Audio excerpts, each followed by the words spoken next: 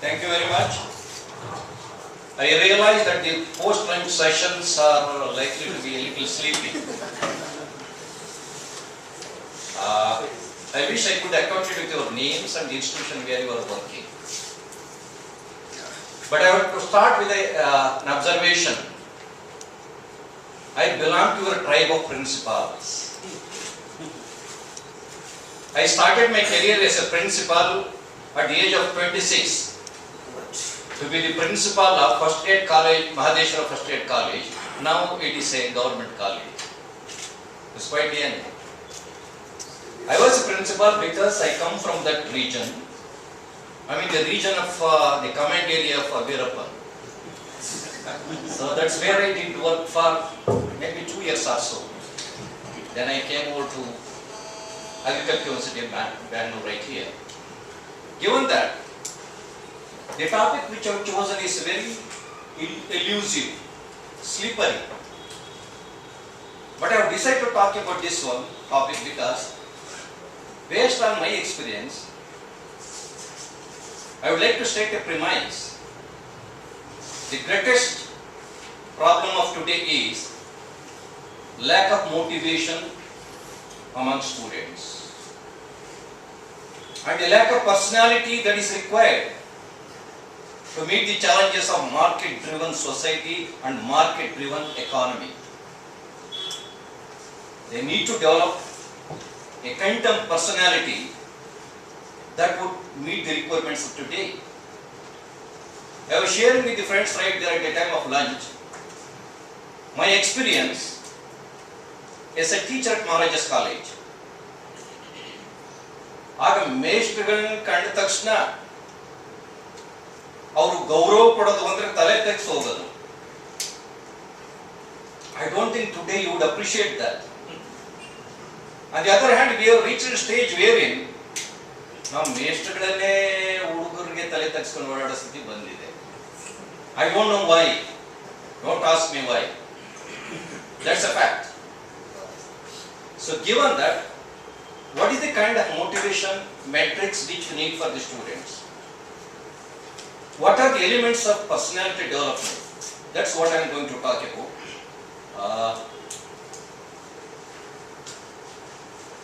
I have translated the topic into some sub-themes, rather some issues to talk about. The first one is why multi-ability environment in our classrooms. The second one, why to motivate students? What are the views and motivation and which are the possible tips for motivating students? The third one, you see when it comes to personality, it's a complex web of traits like abilities, desires. What would constitute the soft skills for personality development? I'd like to talk about that. How could teaching learning approach be a major avenue for motivating and developing personality of the students? There are many avenues. One avenue may be you conduct more fests. You will be able to develop personalities of the students. But the major avenue in my judgment is the teaching learning system. Right in the classroom, you have to meet them, chase them, you have to motivate them. There is no option to that. Giving a pep talk to them once a while is not going to work. But the ideas of pep talks will have to get grafted into their mind. That's possible if we design and deliver a teaching learning system that would motivate and that would contribute for their personality development. What is it? My views, my experience and my failure. Then the next one is, why is the spirit of 21st century a compulsion for motivation and personal development? That means we need to understand, hey, what is the spirit of 21st century? How different it is from that of 20th century or 19th century? Does it lead to a compulsion for us to motivate and to develop the personality of the students? In the absence of that, will the students be able to honor the spirit of the 21st century? I would like to talk about those things. When it comes to composition of the students, I don't have to tell you, you find heterogeneous groups of students in the classroom. Compared to the students of my time, you must see in the classroom, the group is heterogeneous. Like, you have the students with various intellectual abilities. You have students with various academic performance distance. Students from multicultural and socio-economic background.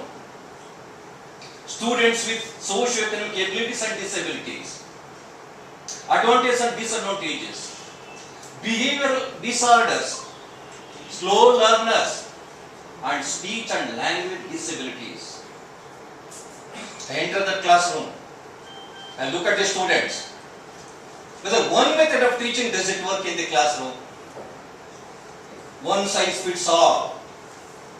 One method is relevant for all, is irrelevant. To me, what does it imply? When I go to the classroom, that implies they need different methods of motivation, different methods of personality development, and different methods of teaching, learning models. Because of the heterogeneity, because of the multi-ability classroom composition. Let me talk about motivation. You know that, but I have my own way of putting it across.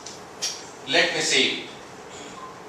If somebody tells me what is motivation, I would rather understand it's an act or a process of providing a motive that causes a person to achieve certain goal. It is as good as to say it's a process of changing the behavior of the students to get something done. There are two forms of reward for students. You need to tell them. The first one is intrinsic reward. What is it? If we motivate a student, if he does it or if she does it, there's a pride in it. The student feels good, sense of pride, sense of victory, not merely some reward like money. It is more than that. A sense of pride, feeling good. I would say that's the first important reward which the students can expect from any motivation strategy which you adopt. The second one is extrinsic reward. What is it? I have given just an example there. Additional weightage in terms of internal marks. If you are motivated, if you do whatever I have told you, look, I announced it in the classroom. I will give you additional weightage. You make it, don't teach it everybody. You define the rules of the game. Don't do it afterwards. Tell them in the first class itself what are the rules of the game. And some of them may come around. You cannot change the world. If you change a few of them, you must be happy with that. So, these are the two things. I still remember what Bernard Shaw did when he was invited to present a prize for the best student in the class. He made an announcement. I am planning to institute a prize for the worst student in the college. Look at it. There is a humor, but still there is a message. The best student in the college and the worst student in the college, get both of them to the platform. The second prize which he announced to introduce is satirical, but there is something in it, a philosophy behind it. So given that, you have got to see what are the different methods of motivating them. Motivation, sometimes it is there within the individual. Every individual have two spaces. One is the inner space. The another is the outer space. Human beings always have hidden agenda. It is difficult to unearth it, difficult to unveil it. Within them, some people have the motivation. Yes, here I am. I have got to reach this level. That's within the inner space. But there are some of us who don't have that inner space at all. In the sense, we don't have the urge to achieve. urge to conquer. In that case, we need some of you to motivate us. The responsibility of any teacher, any principal is to motivate those who don't have the inner space of motivation. I am sure we have many. And we cannot afford to ignore them. And what is it which we need to do? That raises a question. External influence, say teachers to exert influence and motivate. And principals here to exert influence and to motivate. How they can, I will come to that. Well, I need to tell you whether you like it or not, what are the theories of motivation conceived by social scientists from time to time? There are many. I am not going to talk about all of them. But a couple of them that are important in the case of motivating the students.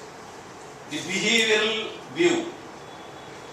Use extrinsic reward system. You can change their behavior. If you tell them it's a kind of reward you are going to get if you conduct yourself properly, if you submit the assignment 1 or 2 days late, I am going to discount the marks. If you submit in time, you are going to get the full marks. Not because we would love to do that. It's a parental method of disciplining them, that's all. We don't want to discount marks to anybody. I know all of us want to be good to each and everybody in the world. I'm sorry, you cannot be. At some stage, you have got to decide who is to be rewarded, who is not to be rewarded, to what extent he is to be rewarded. And these things will have to be done very tactfully. I know it's not easy to do that, but that is something which you may end up doing if you make the rules of the game. I repeat again, in the first session itself, that's how I operate. These are the rules of the game. I hope it is agreeable. Sometimes do you know what I tell them? I know it's not agreeable to them, but you don't have any option. In a lighter way. In a lighter way in a game. To enforce some discipline, you have got to use some humor, you have got to see, they understand what you are trying to get at. The cognitive view, it emphasizes intrinsic motivation. I go to the classroom, perhaps some of you may not know, I am still a teacher. You go to the classroom, you demonstrate the gap between something new and what the students know or believe. The first thing which I do is to ask a question. What is your view opinion about this one? Do you know this one? At least one of them, though not all of them, will come out with some answer. Record that answer in the blackboard. You tell them what they are expected to learn. They can feel the gap between what they know, what they don't know. That itself can be a motivation for them. Hey, I don't know many things. I need to understand that. The second thing is demonstrate the gap between, okay, I said that. Lead from disequilibrium to equilibrium. What is disequilibrium? They don't know. You must convince them, look, you don't know as of now, but you need to know. And from known to unknown. When you lead them from known to unknown, I think that's a sense of pride, right? For a teacher also it's a sense of pride. Yes, I have done it. For me as a student it's a sense of satisfaction. Hey, I have learned something which I did not know. When I go to teach MBA students, sometimes they tell me, sir, we have not studied this one earlier. I tell them, that's why you are here. That's the first protection which they want to get. No, sir, we have not studied this one at undergraduate level. Hey, look, this postgraduate level. That's the reason for which you are here. So we have no option. Of all the positions which I had, I have been a nomadic. You may not know that. The most difficult position is that of a teacher and a principal of a college. Vice chancellors, they can be a little more comfortable even compared to the principals also. I need to tell you this one because I was in that position also. Humanistic view. This is different. What is it? This is what is called need-based theory of motivation. What is the need-based here? The students have some needs. But we need to meet those needs. What are those needs? What do we mean by meeting them? We need to tell them there is a need for shift from subsistence level to higher level needs. Oh, you are there. I am sure you want to lead a little better life. I am sure that you would like to have better clothing, better shelter. Where you are is a substance level, you need to reach a higher level. For that you have got to do this one or that one, whatever you prescribe. That means that motivates them. Hey, I can go there with that one. And the question is what needs? What needs? The first one is the physiological needs like the food. Second one is the safety needs. Safe environment to live and work. The third one is belonging needs. This is important. At some stage you don't live only by money alone. You look for recognition. You are important, not a non-entity. You are something. That's feeling that I need recognition is a need. That is something which we need to see that is cultivated or grafted into their mind. Esteem needs. Don't you think all of us need some status? Again, status I don't mean only the positions here, please. Positions. Some people have the higher positions, they may not enjoy the status. We know the kind of the status which some of our political leaders of this country enjoy today. So status, some people are different.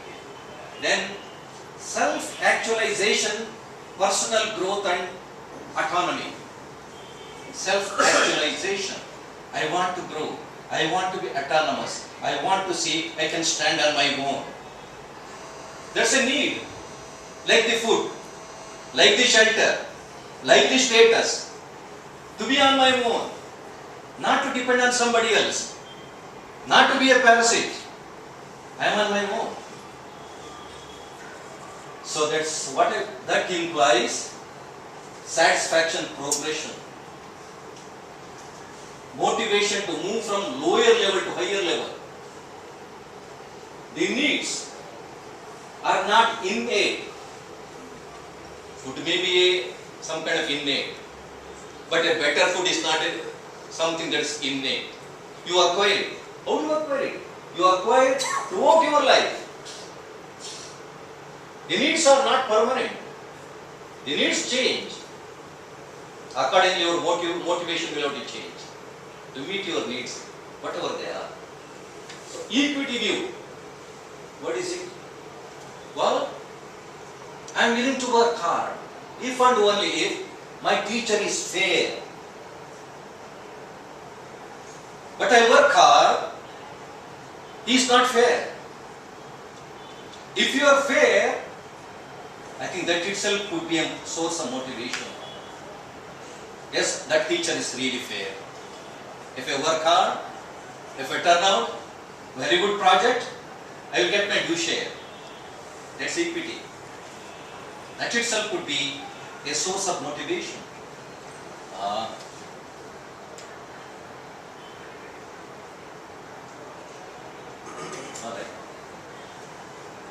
Goal setting view.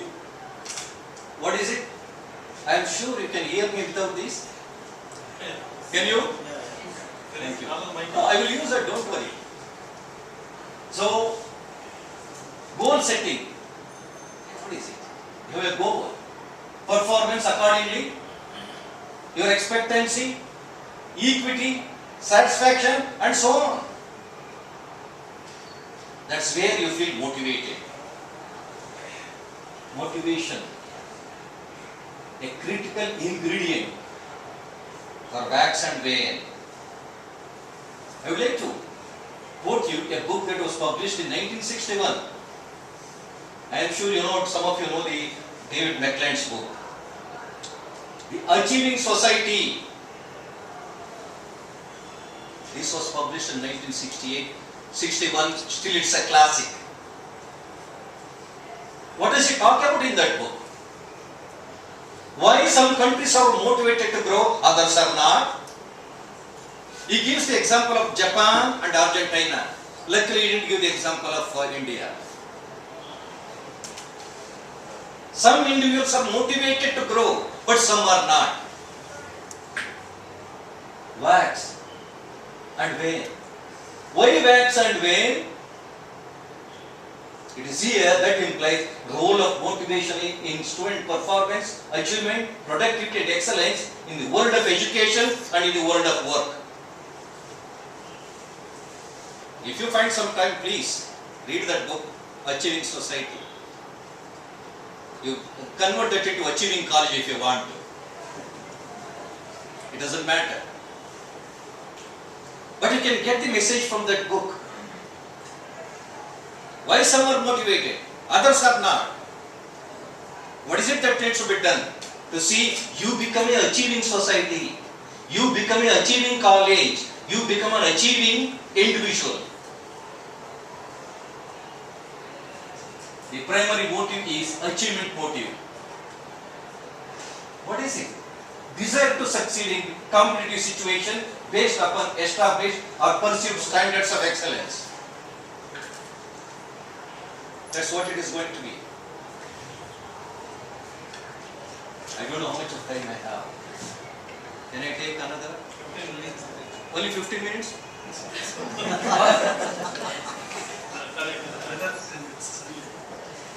No, that's okay. Okay, then. Tips for motivating students. Tip number 1. Provide them the perspective. One of the problems which we have in the education system today in some disciplines is they hate mathematics. They hate algebra. They don't realize mathematics is a language, like English language. And mathematics can be a medium of communication. Precisely. Instead of using too many words which don't make any sense at all, or resorting to hand-waving logic, you can be precise in whatever you talk about. You need to tell the students, hey, look, if you hate mathematics or if you hate algebra, but that's relevant in science, economics and business. How else you can study these subjects without knowing algebra? That itself is a motivation. Tip number 1. That means you tell them, you provide them the perspective. Why should they? Why should they learn this subject? Tip 2. Keep in view multiple tiers of intelligence. I don't know how many of you are familiar with the book titled Mind by Howard. I think I request the principals to read that book. Because that book would tell you not intelligence in mathematics, not the intelligence in theory, literature, nor the intelligence in composing Kannada poems, writing a story in Kannada, that would tell you, look, we are all different individuals. We are endowed with a different intelligence. You need to realize it. Sometimes people, I'm sorry, ನಾನು Kannada medium ಓದೋನೆ, ನೀನು ಕನ್ನಡದಲ್ಲಿ ಮಾತಾಡುವಂತಾರೆ. ಸ್ವಾಮಿ, ನಾನು ಕನ್ನಡದಲ್ಲಿ ಮಾತಾಡಕ್ಕೆ ಬರಲ್ಲ. ಕಾರಣ ನನ್ನ ಭಾಷೆ ಈ ಭಾಷೆ, ನನ್ನ ಭಾಷೆನಲ್ಲಿ ಸ್ವಲ್ಪ ತೊಡಕಿದೆ, ಭಾವನೆಯಲ್ಲಿ ತೊಡಕಿಲ್ಲ. ದಯವಿಟ್ಟು ನನ್ನ ಕ್ಷಮಿಸಿ. Am I clear? Yes, you make your viewpoint clear to them. If you don't want me to talk about, I will keep quiet. ನೀವೇನ್ ಮಾಡ್ತೀರಾಗ? ನನ್ನ ಕನ್ನಡದಲ್ಲಿ ಮಾತಾಡ್ಸ್ತೀರಾ, ನನಗೆ ಪ್ರೊನೌನ್ಸಿಯೇಷನ್ ಗೊತ್ತಿಲ್ಲ, ಅದನ್ನು ಇನ್ಯಾರು ಕಂಪೇರ್ ಮಾಡ್ತೀರಾ, ಆಗ ನನ್ನ ಡಿಸ್ಕೌಂಟ್ ಮಾಡ್ತೀರಾ. I am not referring to anybody here, please. ನನಗೆ ನಿಜವಾಗ್ಲೂ ತುಂಬಾ ಸಂತೋಷಪಟ್ಟು ಯಾರು ಕನ್ನಡದಲ್ಲಿ ಮಾತಾಡ್ತಿದ್ರು. when I came here, I was really happy. Would I talk like him? I don't know. I cannot talk like him. That's why I have decided to talk in English. Shall I go ahead? Yeah. Okay. Tip number 3. Tell them the competition-driven society of today. Look, you cannot survive today. There is technological explosion. There is competition explosion. If you want to survive, you have got to be better than what you are.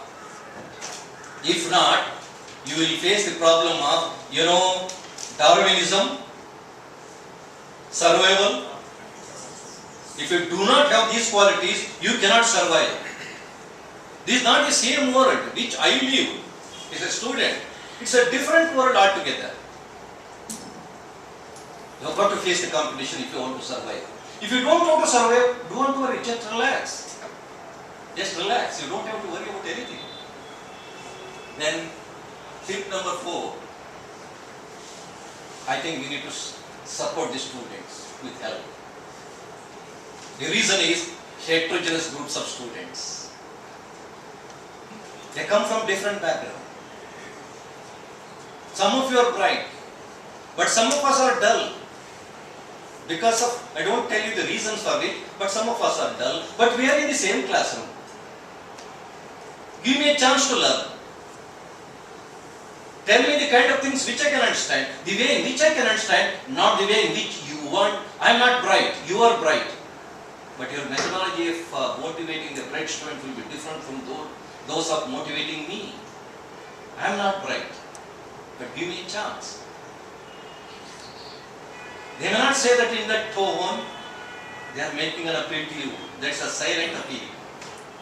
I know silence is more powerful than shouting. That's what we need to really keep in mind. The next one is, here I am, yes, 5. Design and deliver an effective teaching learning system. I made a statement in the beginning. There are many avenues for motivating the students and to develop the personality. One of the avenues, I would say the best avenue is to design and deliver an effective teaching learning system.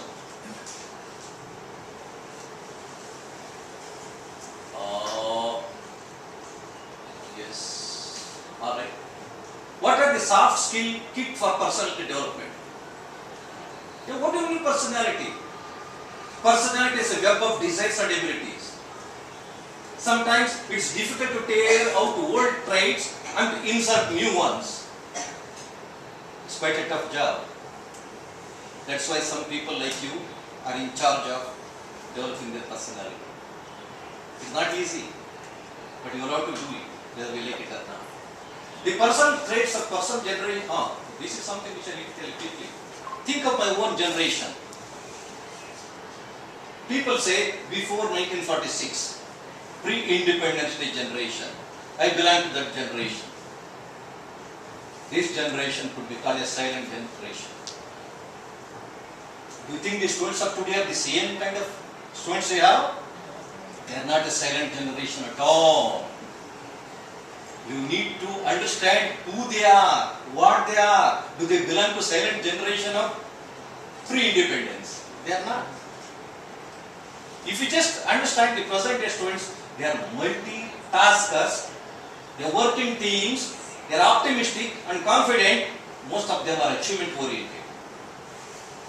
To that extent, we are blessed with, I don't know whether I should call it better students, but the students who can fit into the present day environment. When I say multitaskers, I need to tell you just one thing there. During my time, my job was to read a couple of books, prepare the notes, repeat in the examination, I could get first rank, whatever I want. But today, it is not enough if you have the first rank. They will ask you, can you handle the computer? That means they will ask you questions other than the subject in which you study. You have got to be a multitasker, like the principals. The principals are the multitaskers, I know that. Then, they have got to work in teams. You are not the only individual in the world. There are others in the world, in the society, in the institution. You must learn to work with them. No, I don't get along with them. Then you will never fit into the present day spirit at all.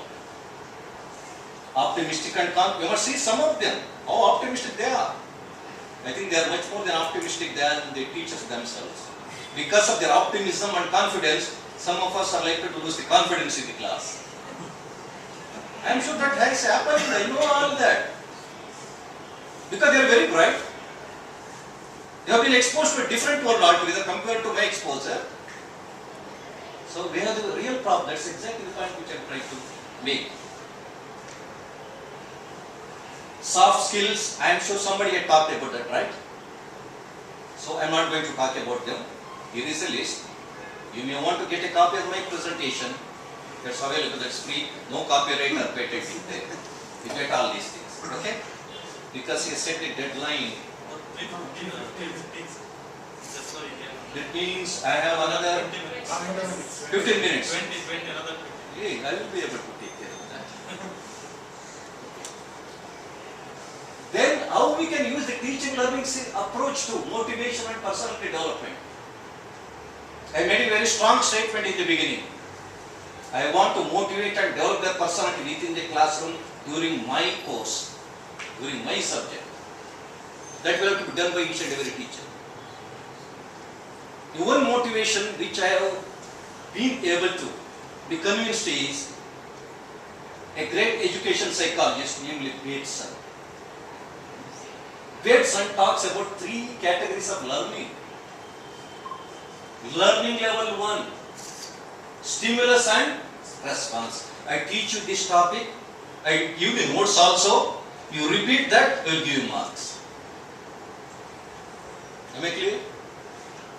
You know what Bateson calls that kind of teaching learning system? He calls it something that start and learned in the circus. Stimulus and response. In the circus you teach animals, right? Sit, stand, run. That's learning level 1. Stimulus, response. If that tiger doesn't run, you will pick up the sticks. Right? That's not a kind of teaching learning system which the present generation is looking for. The second one is called the learning level 2. Ability to make the choice. What is right? What is wrong? Sense of judgment. The present generation of students need that. The third level, creative and original thinking. What do you mean by that? I mean, I don't have to teach in the classroom. What is my role? Ask the questions. You allow them to discover the answer. If they don't know the answer, you talk to them, you tell what the answer is, but first choice should be theirs. It's likely some of them will come out with something other than what the textbook tells you. I happened to study under a professor when I did my schooling for PhD at University of Minnesota. Luckily, he got the Nobel Prize in Economics 2 years ago. He taught me macroeconomics. And he set a question paper. He gave us 3 hours, answer one question. At the end, the next day we told him, Professor, we couldn't get the answer. Can you please tell us the answer? Hey, what are you talking about? I set the questions on the topics for which I don't know the answer. Look at this. You may be more intelligent than what I am. Would you assume I know answer for each and every question? Don't assume that. Am I clear? It's only one, you try that only once. It will create some kind of, somebody at some stage, in some corner, will be able to reason out. And you will demonstrate that your students could outgrow the textbook, and I am sorry, outgrow me as a teacher. That's your success. Your success. Because you see your success in the success of others. But most of us, at least, we think of our own success always. This is a time for us to think, yes, I will judge my success based on the success of others, whom I help, whom I guide, whom I motivate. That kind of situation will have to be created in colleges. Then, the first thing which I do always is, there are some simple questions for which students know the answer already. But the textbook writers make it very difficult many times. And I make it much more difficult. If I ask the students, Students of any discipline, let me tell you that. Hey, if there is any increase in the price, what will happen to demand? If there is any decrease in the price, what will happen to demand? Don't you think all of them will be able to answer that question? Yes, obviously. Yeah, that means what I am talking about, higher the price, lower the demand, lower the price, higher the demand. My God, economists call it law of demand. That means what? They know the answer. They know the answer. Your responsibility to see that they know the answer. Allow them to discover the answers. That's where we try to see, I know law of demand, which you don't know. Hey, what is it? I have experienced it. My friends have experienced it. My parents have experienced it. They didn't buy more vegetables when the price of vegetables shot up. I know people behave. So when they tell you that's the answer, you record on the board, you just draw a diagram. They will draw the diagram for you, let me tell you. And you say, hey, look, boys and girls, that's what economists call law of demand. What's the big deal about that? That means I have given this statement here. Give scientific content to students' practical experiences, general observations. You get the response from the students. If you tell them, hey, that's what the book tells you, in too many words, then the students will have a sense of pride. You will have the sense of satisfaction. What is the sense of pride? Is that pride? We could figure out the answer which is there in the book without reading the book. That is their pride. What is my satisfaction? I have made my students to discover the answer on their own. That's my satisfaction. It is their pride. The next one is draw out inherent. I emphasize that inherent creative power of students. They have the power, inherent power of creativity. I don't think we put anything into their mind, let me tell you that. We make them to realize there is something in their mind. We help them to discover that. Sometimes I ask a question to them. We cannot write anywhere. If you have y-axis and x-axis here, this is convex, right? Convex. A particular phenomenon is convex. That's what the authors tell you. Then I will confront them with a question. Why should it be convex? Why not concave? Why not a straight line? Why not horizontal? Why not vertical? Am I clear?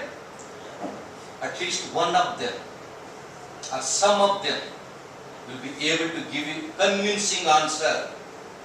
I'm sorry, that's my experience. That's how you can help them to draw out their inner creative power. Then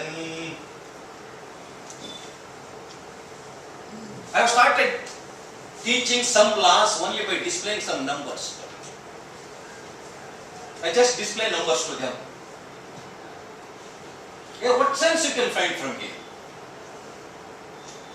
Is there any relationship between the ones down below or the input of labor down, 1 unit of labor, 2, 3, 4. Right here, 1 unit of capital, 2, 3, 4. The numbers in the cells are the quantity of output, number of cars, say, number of PCs, number of TVs. Then I will ask them a question. Is there a set of numbers that will tell you if you increase inputs by, if you double inputs, output will double. If you double labor and capital, output will double. If you triple labor and capital, output will triple. Can you find out those numbers there? Answer is there. If you want more help, I can provide you more help. You want more help? All right. 1 unit of labor, 1 unit of capital. How much of output you produce? 20. 2 units of labor, 2 units of capital. How much you produce? 40 there. 2 units of capital, 2 units of labor, right? 3 units of labor and 3 units of capital. How much you produce? 60. Can you see that? 4 units of capital and 4 units of labor. How much you produce? 80. You go diagonally. 20, 40, 60, 80. You double inputs. You double output. You triple inputs. You triple output. Quite a lots of them will be able to figure out that one, but you need to give them a little time, not the time which I have allowed now. You know what they are talking about? Great. That's what the teacher thinks, he alone knows it. In production analysis, they say it is called the law of constant returns. Great deal. Look at that. But what is it? I tell them to derive the law from the numbers. All that I do is to display the numbers. And I think as teachers, sometimes I would love to create confusion in them. Only if you create confusion in them, then only they will start realizing, hey, there is something which I need to know. I don't think we can confuse all the minds. Can you confuse all the minds? No. We have some minds which cannot be confused. No, you cannot confuse them. If you can confuse only alert minds. No, I have seen that in the classroom. When I see them, some of them sleeping by closing the eyes, some of them can sleep without closing the eyes. Yeah, how do they manage? I don't know, don't ask that question. They manage somehow. So all that we really need to watch and monitor. So here it is, just a set of numbers from which they are expected to derive a law. But I am willing to go to the, I go to the extra telling them, these are the 3 laws. Which set of numbers would conform to those laws? That's the process of their inherent creative power. That means it requires a method to see, to draw out their ability, inherent or creative power. One thing which I do is to, after observing the heterogeneous groups of students, I realize, yeah, I am in trouble. There is a challenge for me here. Then I raise 2 questions to myself. Question number 1. Is it possible for me to convert these heterogeneous groups of students into a learning community? Can I convert this classroom into a learning space? That is the first challenge which I encounter when I go to the classroom. Developing a learning community in the classroom. Converting the classroom into a learning space. When you have to deal with heterogeneous groups of students. And more than that, I am willing to accept the students as co-teachers. And I am a co-learner there. I just vacate the platform to them, I will sit right there. Can you take over? At least one of them will take over, I will be happy. I will give them a chance. Get prepared and come and make a presentation on this one. If you don't volunteer, I will name the person who will have to make the presentation. Am I clear? I know they play very game. No, we shouldn't suggest anybody's name. Hey, I will name somebody. Or do you want lottery method? I will pick up one. That person I give him 1 week. We'll have to come and talk about. So, hey, where I am?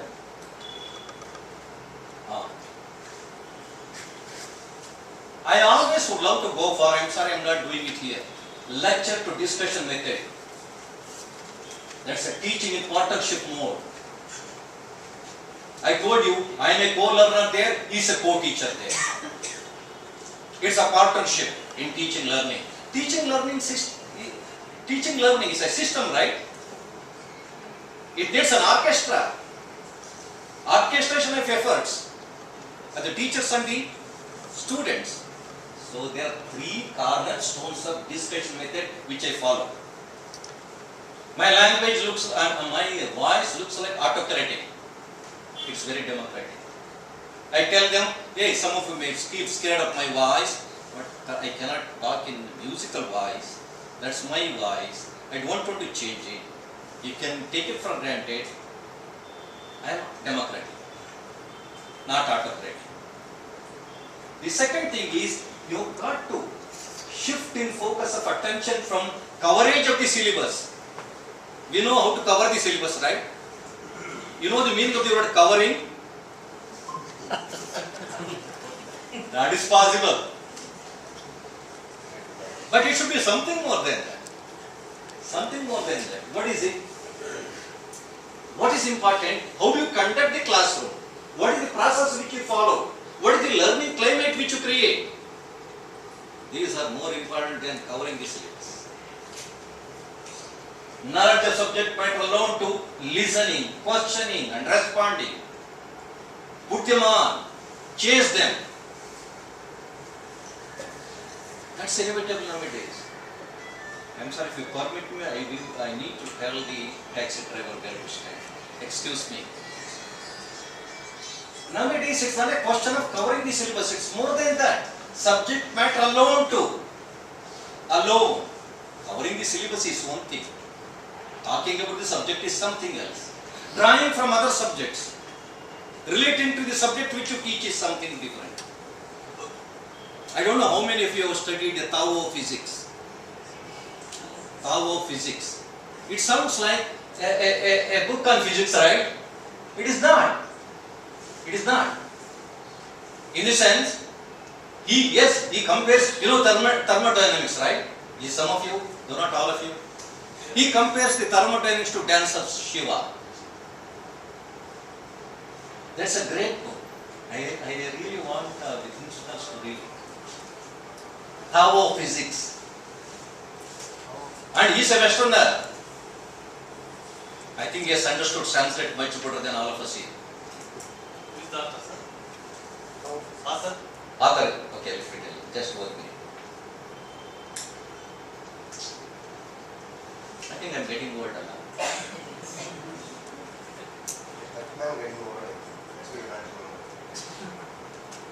Yeah, that's a good joke. Earth shaking. Capra. C-A-P-R-A. Capra. I really urge you to read that book, That Achieving Society. Okay? Let me go. I have always settled for team teaching. That's something which I would love. Team teaching could be of 2 types. Number 1, I can go with a person who is much better with respect to certain topics. I will discuss certain things. I will request the other person to discuss certain things. We go as a team to the classroom. The students would love to see different faces, right? Not the same face. That's one method. But I follow another method. Maybe not relevant to you, but I follow another method. What is that method? In my subject, when I teach the MSc economics students, it requires a knowledge of mathematics.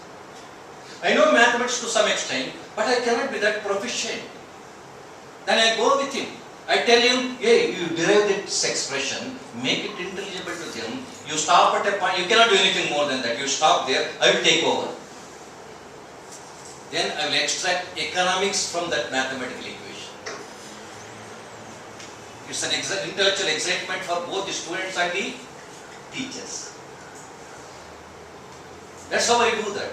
Team teaching. I don't see anything wrong with that. But nowadays, teaching has become a secret affair. I think that's where the problem is. I don't want the principal to come and see how I teach. Nor I want anybody else to come to my room, my classroom. I think that will have to be really avoided. I'm sorry, I'm making an appeal to all of you. Teachers must be strong enough to withstand the presence of anybody for that matter. Then only they will grow. Then structured question based method. This is crucial in my judgment. What I do is I pick up a topic. That topic can be split into say 20 questions. That's all. I tell them the 20 questions. 1 week ahead, I tell them the book which they have to read. I tell them come prepared. I will raise the question, you answer the question. I don't know whom I will pick up. Structured question-based method. It's very effective to tell them at least you open the book, not your notes. But you tell them well again. That's what is required. The next one is activity set to reinforce understanding of concepts and theories. It is like, the science people, they have their practical record, right? Yeah. And engineering people, they have their blue book. I have developed the activity book for social science also, particularly for the business management students. I talk about certain things. I develop an activity on that. I tell them to work on that. That would strengthen their understanding of whatever I have talked about in the class. It is not meant for anything other than reinforcing their understanding of whatever I talked about. Then I always would stand for the joint intellectual efforts and group learning.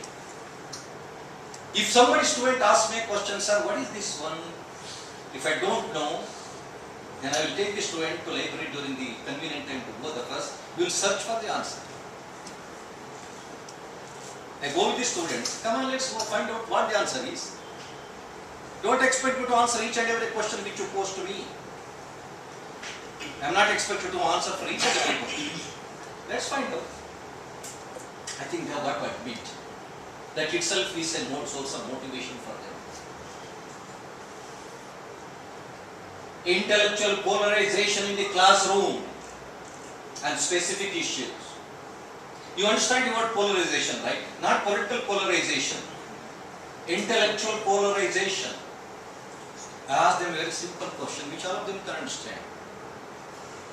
India would like to go for globalization of higher education.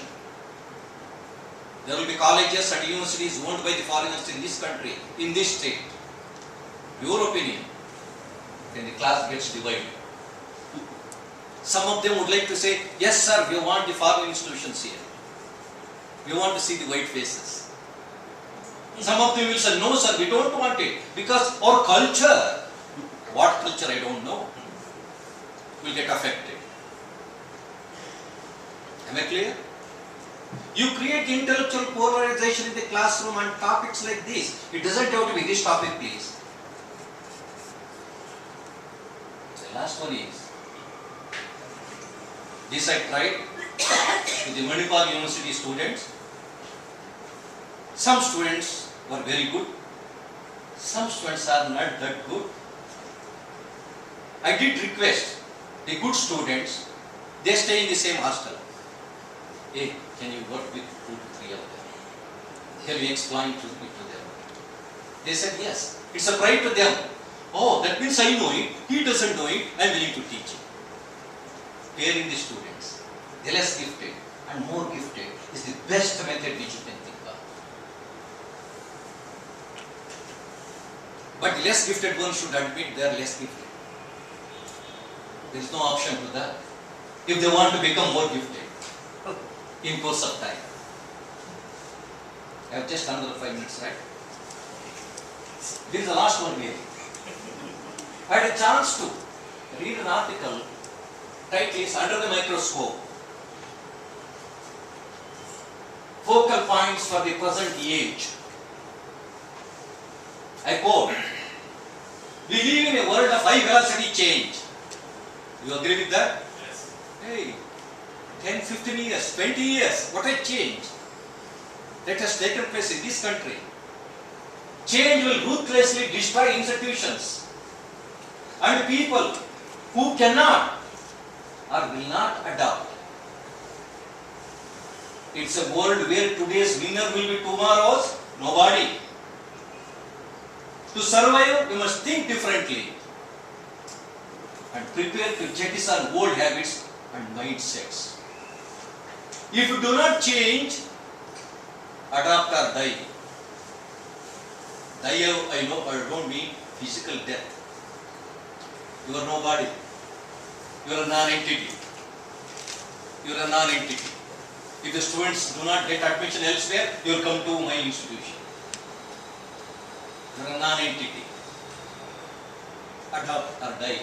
That's what I have chosen to call Charles Darwin. When Charles Darwin said survival of the fittest, he never meant the strongest. He meant the species which can adapt to the changing environment.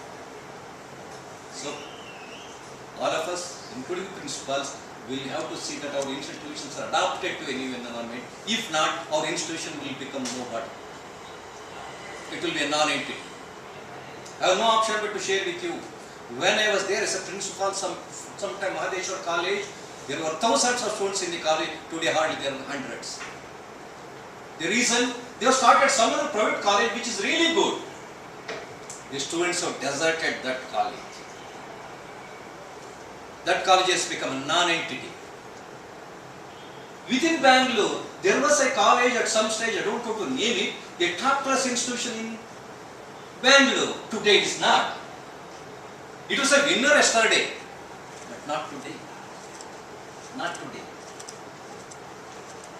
We need to do today's job with today's tools. If we do today's job with yesterday's tools, tomorrow we would be out of job. When I say out of job, I don't mean we will lose our pension. Not at all. We will be non-entities. We are nobody. The last one. I put some of us with Alvin Toffler's book, Shark. The future shark. Future shark. Let me quote that sentence, stop there. The illiterates of the 21st century will not be those who cannot read and write, but those who cannot learn, unlearn and relearn. They are the illiterates of today, of this century. By that stand, I am also an illiterate. I don't know how to operate the computer. Am I clear? I stop there. Thank you very much. Sorry if I have transgressed my time. If you have questions, I am willing to answer. You have a couple of minutes? I am sorry. You decide. Sir, if I don't have the time, tell me I don't have the time. Right now you don't have. The question right now you means then now also you will have. Okay, this is the time for to say thank you. Thank you, sir. Thank you. And you can get a copy of that. Okay? Shall I thank you profusely then for giving me patience?